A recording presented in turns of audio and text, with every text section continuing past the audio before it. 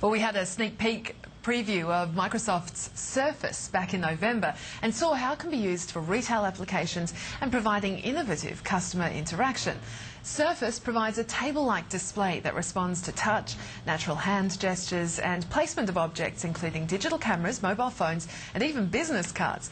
Now the technology is now available commercially and Microsoft says that businesses such as the ANZ Bank are already showing interest.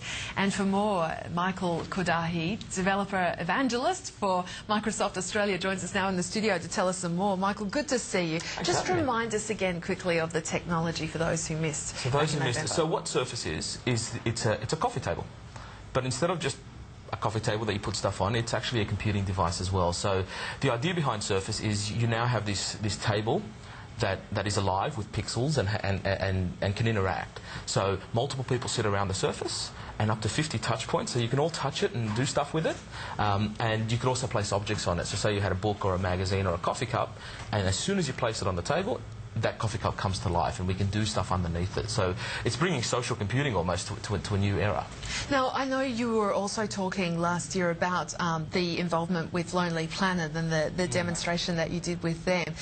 I guess, what are the key applications for businesses that you've taken away from that demo? So, I mean, what we're seeing a lot of is the hospitality industry is very much excited about the opportunities that Surface brings.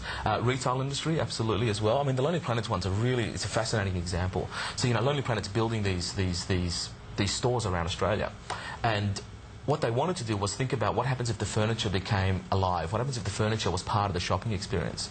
So the Lonely Planet app's a really good one. You walk into the store, and this is the concept anyway, and you drop down a book on the coffee table, and you're planning a trip with some friends. So say me and my buddy Chris are planning a trip. We can put some books down on the table and start to interact with the contents of the books collaboratively.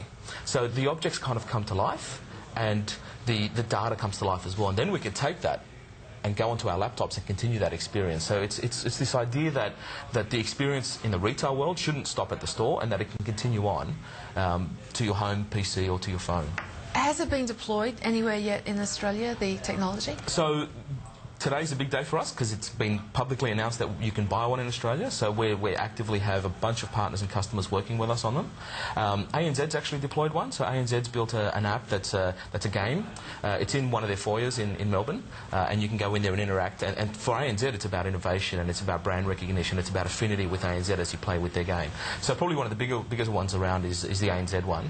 And there's a couple of schools around that have some as well. What about the smaller businesses? I mean, how much would it cost? So the Surface is $24,500 for the commercial unit, for the developer unit, and $21,000 for the deployment unit, so the one without the developer bits on it. So it's very much targeted at enterprises, for industrial customers who want to get one, put it in a foyer. They're very robust. I've even stood on one, and I'm quite robust.